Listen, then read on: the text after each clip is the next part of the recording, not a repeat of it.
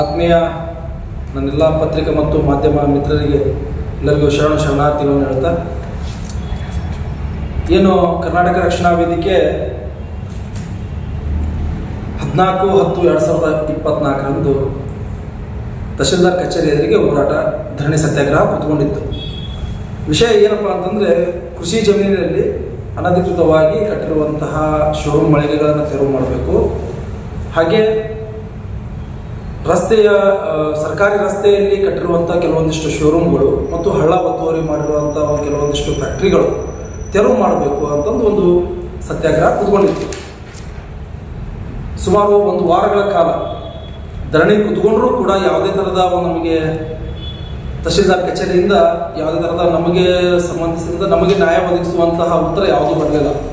ಕೊನೆಗೆ ಉಪ ಜಿಲ್ಲಾಧಿಕಾರಿಗಳು ಬಂದು ನಮ್ಮ ಬೇಡಿಕೆಗಳು ಏನದು ಅಂತಂದು ಅವರು ಆಲಿಸಿ 1 ವಾರದ ಒಳಗಾಗಿ ನಿಮ್ಮ ಬೇಡಿಕೆಗಳನ್ನು ನಾವು ಈಡೇರಿಸ್ತೀವಿ ಅಂತಂದು ಒಂದು ಉತ್ತರವನ್ನು ಕೊಟ್ಟೋರು. 1 ವಾರ ಆಯಿತು, 1 ತಿಂಗಳಾಯಿತು, 1 ತಿಂಗಳಿಂದ 2 ತಿಂಗಳೂ ಆಯಿತು. ಯಾವುದೇ ರೀತಿಯಿಂದ ಈ ಸರ್ಕಾರಿ ಏನು ತಾಲೂಕು ಕಚೇರಿಯಿಂದ ಮತ್ತು ಜಿಲ್ಲಾ ಕಚೇರಿಯಿಂದ ಯಾವುದೇ ಥರದ ಈ ನಮ್ಮ ಬೇಡಿಕೆಗಳು ಈಡೇರಿಲ್ಲ. ಕೃಷಿಗೆ ಸಂಬಂಧಪಟ್ಟಂತಹ ಹೊಲಗಳಲ್ಲಿ ಇವರು ಶೋರೂಮ್ಗಳನ್ನು ಮಾಡ್ತಾರಲ್ಲ, ಅದನ್ನು ತೆರವು ಮಾಡಿರಿ ಅಂತಂದು ನಾವು ಹೇಳಿದ್ವಿ. 2ನೇದು, ಸರ್ಕಾರದ ರಸ್ತೆಯಲ್ಲಿ ಶೋರೂಮ್ಗಳನ್ನು ಕಟ್ಕೊಂಡ್ರೆ, ಆಮೇಲೆ ಹಳ್ಳ ಒತ್ತುವರಿ ಮಾಡ್ಕೊಂಡ್ರೆ ಅದನ್ನು ತೆರವು ಮಾಡಿರಿ ಅಂತಂದು ನಾವು ಸಾಕಷ್ಟು ಸುಮಾರು ಈ ಯಾವುದಾದ್ರು ರಸ್ತೆಯಲ್ಲಿ ಕಟ್ಟಿರುವಂತಹ ಶೋರೂಮು ಮತ್ತು ಹಳ್ಳ ಒತ್ತುವರಿ ಬಗ್ಗೆ ನಾವು 2 ವರ್ಷಗಳಿಂದ ನಾವು ಹೇಳ್ಕೊಂತ ಬಂದಿದ್ವಿ. ಅದು ಸರಿಯಾಗಿ ಅದ್ರ ಬಗ್ಗೆ ತಹಶೀಲ್ದಾರ್ ಕಚೇರಿ ಆಡಳಿತ ವರ್ಗ ಏನೈತಿ ಅದ್ರ ಬಗ್ಗೆ ಅವರು ಯಾವುದೇ ರೀತಿ ಕ್ರಮ ಕೈಗೊಂಡಿಲ್ಲ. ಅದ್ರ ಬೆನ್ನಲ್ಲೇ ನಾವು ಹೋರಾಟ ಮಾಡಿದ ಮೇಲೆ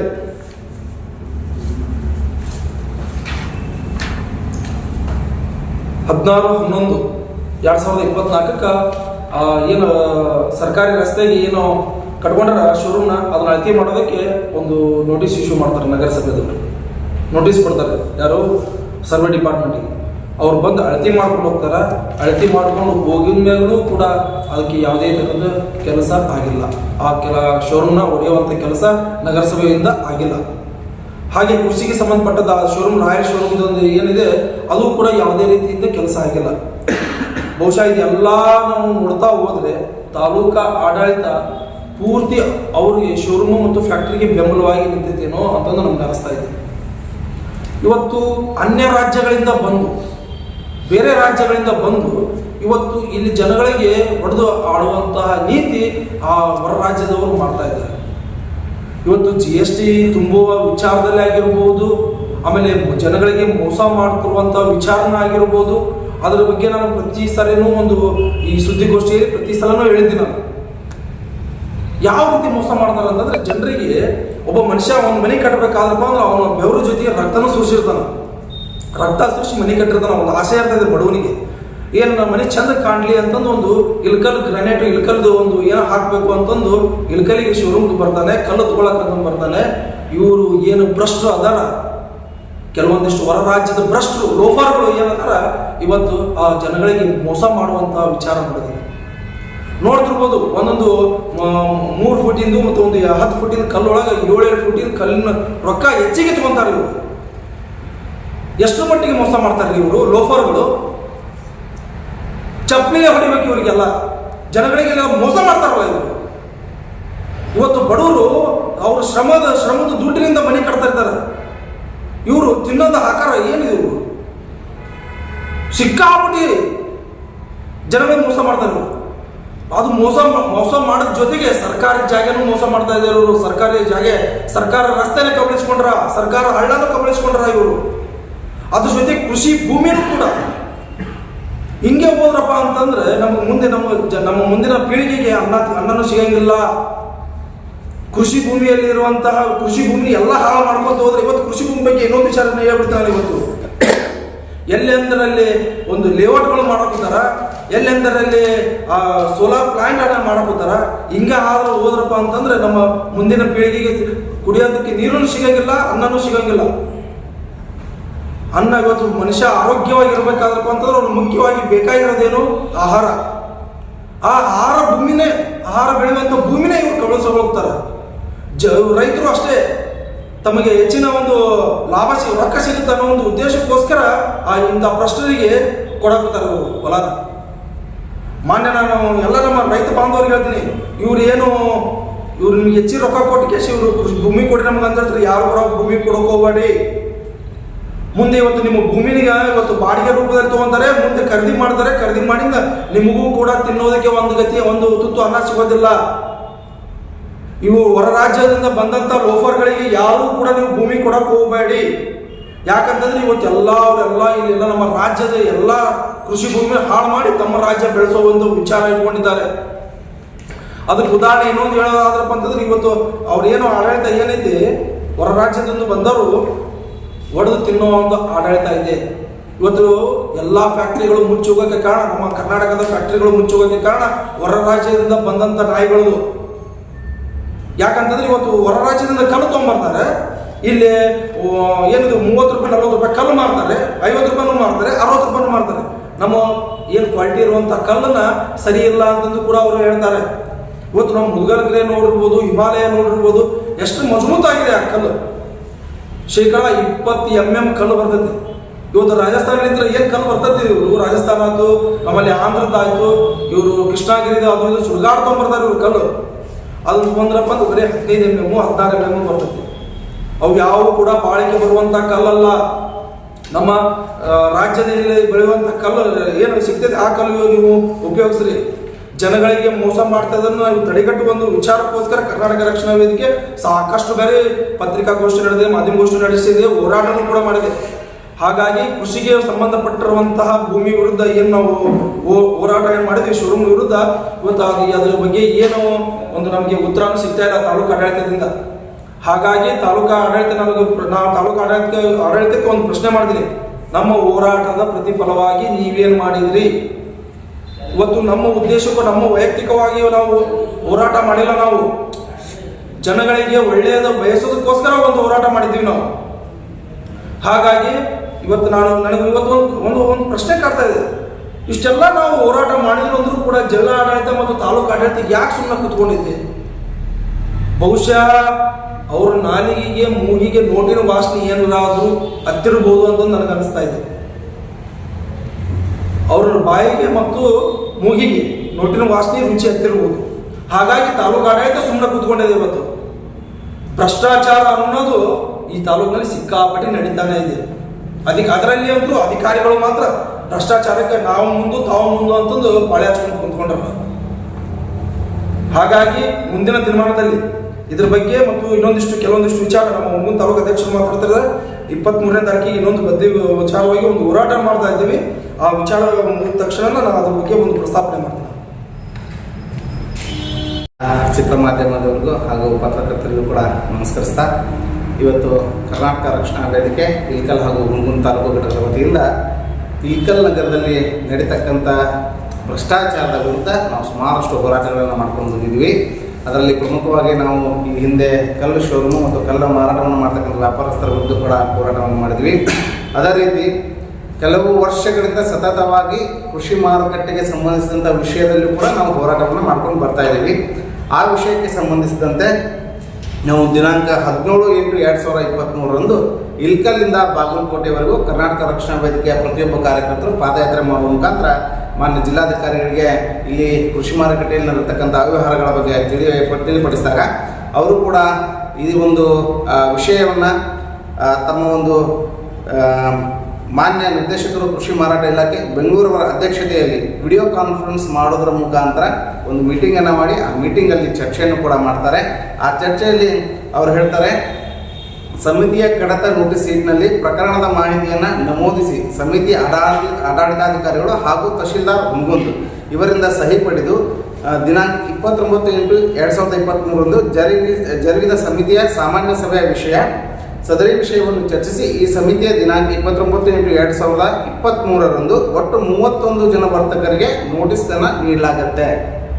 ಸೊ ಅಂದರೆ ಆ ಕೃಷಿ ಮಾರುಕಟ್ಟೆಯಲ್ಲಿ ಏನಾಗಿದೆ, ಕೃಷಿ ಚಟುವಟಿಕೆಗೆ ಬಳಸಬೇಕಾದಂಥ ಒಂದು ಗೋಡಾನ್ಗಳನ್ನು ಇವತ್ತು ಅವರು ಅಲ್ಲಿ ತಂಗಲಿಕ್ಕೆ ನಿವೇಶನಗಳನ್ನು ಮಾಡಿಕೊಂಡಿದ್ದು ಮತ್ತು ಬೇರೆ ಇನ್ನಿತರ ಚಟುವಟಿಕೆಗಳಿಗೆ ಅವರ ಬಾಡಿಗೆ ರೂಪದಲ್ಲಿ ಕೊಟ್ಟಿದ್ದು ಕಂಡು ಬಂದಿರುತ್ತೆ. ಇದನ್ನು ಅಲ್ಲಿ ಅವರು ಕೂಡ ಹೋಗಿ ಅದನ್ನೆಲ್ಲ ಪರಿಶೀಲನೆ ಮಾಡಿ ಕೂಡ ಅಂತ ಹೇಳ್ತಾರೆ.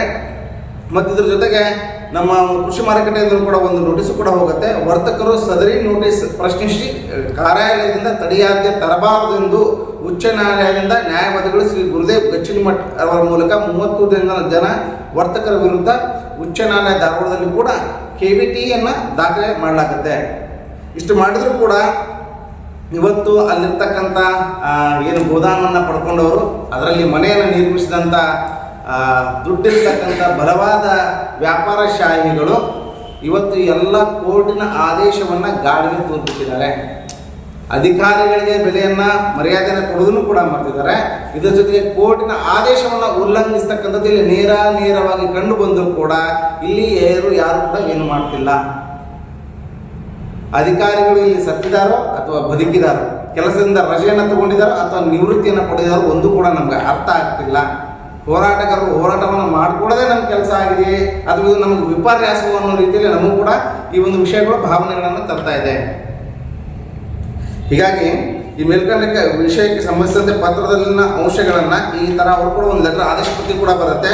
ಕಚೇರಿಯಲ್ಲಿ ಪರಿಶೀಲಿಸಲಾಗಿದೆ. ಹುನಗುಂದ್ ಸಮಿತಿ ಇಲ್ಕಲ್ ಉಪ ಮಾರುಕಟ್ಟೆ ಪ್ರಾಂಗಣದಲ್ಲಿ ನಿವೇಶಗಳನ್ನು ಲೀಸ್ ಕಮ್ ಸೇಲ್ ಆಧಾರದ ಮೇಲೆ ಹಂಚಿಕೆ ಪಡೆದ ವರ್ತಕರುಗಳು ಸದರಿ ನಿವೇಶನದಲ್ಲಿ ಅನುಮೋದಿತ ನೀಲಿ ನಕ್ಷೆ ಅನ್ವಯ ಕಟ್ಟಡ ನಿರ್ಮಿಸದೆ ವಾಸದ ಮನೆಗಳನ್ನು ನಿರ್ಮಿಸಿರುವ ಕುರಿತು ಪ್ರಯುಕ್ತ ಮಾನ್ಯ ನ್ಯಾಯ ಉಚ್ಚಾಲಯ ಧಾರವಾಡ ಪೀಠ ಇಲ್ಲಿ ದಾಖಲಾಗಿದ್ದ ಪ್ರಕರಣ ಸಂಖ್ಯೆ 16/06/2023 ತೀರ್ಪು ದಿನಾಂಕ 5/10/2023 ಅನ್ವಯ ಸಮಿತಿಯ ನಿಯಮಾನುಸಾರ ಕ್ರಮ ವಹಿಸಿದ್ದು ಕೆಳಕಂಡ 19 ಸಂಖ್ಯೆ ಪಟ್ಟಿ ಕಾರ್ಯಕರ್ತರಿಗೆ ಕಾಲಂ 4ರಲ್ಲಿ ಕೇಂದ್ರ ಕಚೇರಿಯ ಆದೇಶದನ್ವಯ ಹಂಚಿಕೆಯಾಗಿರುವ ನಿವೇಶಗಳನ್ನು ಹಂಚಿಕೆ ಆದೇಶವನ್ನು ರದ್ದುಪಡಿಸಲಾಗಿದೆ ಅಂತ ಹೇಳಿದ್ದಾರೆ. ಅಂದರೆ ಅವರು ಕೂಡ ಕೊಟ್ಟಿರ್ತಕ್ಕಂಥ ಹಂಚಿಕೆ ಆದೇಶವನ್ನು ಕೂಡ ರದ್ದುಪಡಿಸಿ ಅಂತ ಹೇಳಿದೆ.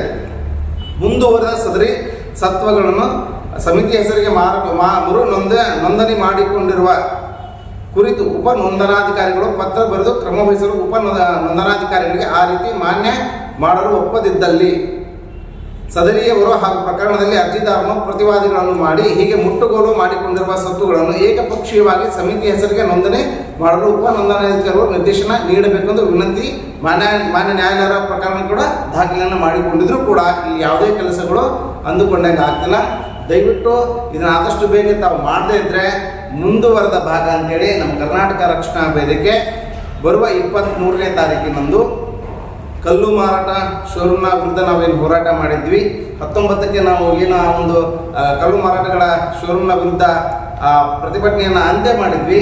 ಅವತ್ತು ಅಲ್ಲಿವರೆಗೆ ಕೆಲವೊಂದು ಅದಾದಂಥ ಒಂದು ವಾರ GST ಅಧಿಕಾರಿಗಳು ಕೇವಲ ಇಲ್ಲಿಗೆ ಬಂದು ಹೋದರು.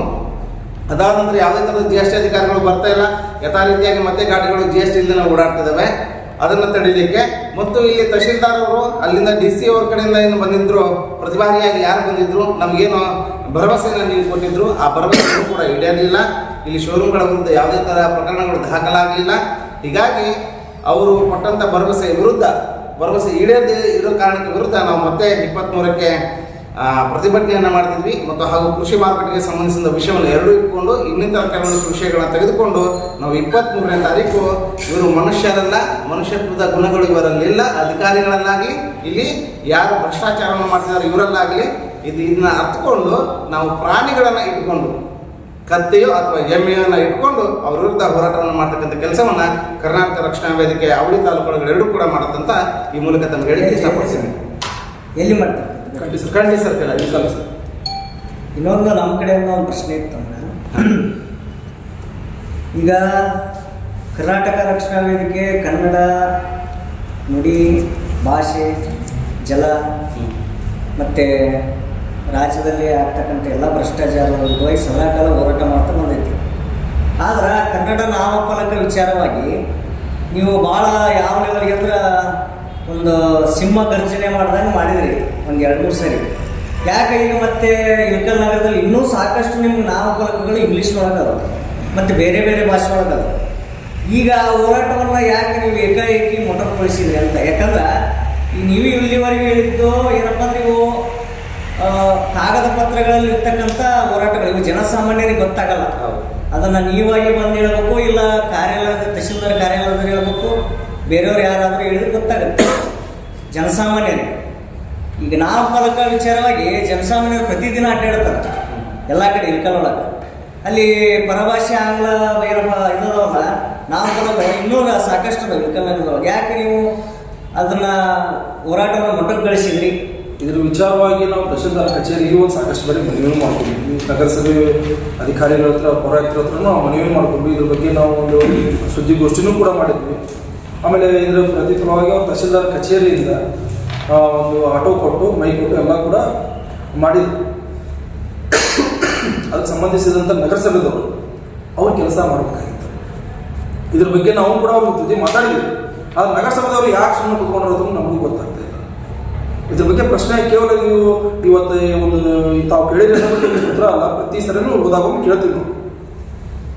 ಆದ್ರೆ ನಗರಸಭೆದವರು ಯಾಕೆ ಅದನ್ನು ತೊಗೊಂತ ಇಲ್ಲ, ಮಾಡ್ತಾ ಇಲ್ಲ ಅನ್ನೋದು ನಮಗೊಂದು ಪ್ರಶ್ನೆ ಆಗ್ತದೆ. ಇದು ನಗರಸಭೆದವ್ರಿಗೆ ತಾವು ಕೂಡ ನಗರಸಭೆದವ್ರಿಗೂ ಒಂದು ಪ್ರಶ್ನೆ ಮಾಡಬೇಕಾಗಿತ್ತು. ಇಲ್ಲ, ಈ ನಾಮಫಲಕಗಳ ವಿಚಾರವಾಗಿ ಆ ಹೋರಾಟವನ್ನು ನಾವು ಮೊಟಕುಗೊಳಿಸಿಲ್ಲ. ಅದು ನಮಗೆ ಪ್ರಮುಖವಾಗಿರ್ತಕ್ಕಂಥ ಹೋರಾಟ. ಬೇರೆ ಹೋರಾಟಗಳ ಒಂದು ಕಾಗದ ಪತ್ರಗಳನ್ನು ತಯಾರು ಮಾಡುವ ನಿಟ್ಟಿನಲ್ಲಿ ನಮ್ಮ ಕರ್ನಾಟಕ ರಕ್ಷಣಾ ಕೆಲವೊಂದಿಷ್ಟು ಕಾರ್ಯಕ್ರಮಗಳು ಬರುವ ನಿಟ್ಟಿನಲ್ಲಿ ಅದು ಸ್ವಲ್ಪ ವಿಳಂಬವಾಗಿದೆ ಹೊರತು ಅದು ಕೂಡ ನಾವು ಮೊಟಕು ಮಾಡಲಿಕ್ಕೆ ಬಿಡೋದಿಲ್ಲ, ಮೊಟಕು ಕೂಡ ಮಾಡೋದಿಲ್ಲ. ಅದನ್ನು ಪೂರ್ತಿ ಪ್ರಮಾಣದಲ್ಲಿ ಎಲ್ಲೆಲ್ಲಿ ಕೂಡ ಇನ್ನೂ ಆಂಗ್ಲ ಭಾಷೆಯಲ್ಲಿದ್ದಾವೆ ಅದನ್ನೆಲ್ಲವನ್ನು ಕೂಡ ಕಿತ್ತಾಕ್ಸುವಂಥ ಕೆಲಸವನ್ನು ನಾವು ಅಧಿಕಾರಿಗಳಿಗೆ ತಿಳಿಸಿ ಅವ್ರು ಮಾಡದಿದ್ದ ಪಕ್ಷದಲ್ಲಿ ನಾವು ಮಾಡಲಿಕ್ಕೆ ಕೂಡ ಅದು ತಯಾರಿದ್ದೀವಿ ಅಂತ ನಾನು ನಿಮಗೆ ಕೇಳಲಿಕ್ಕೆ ಇಷ್ಟಪಡ್ತೀನಿ.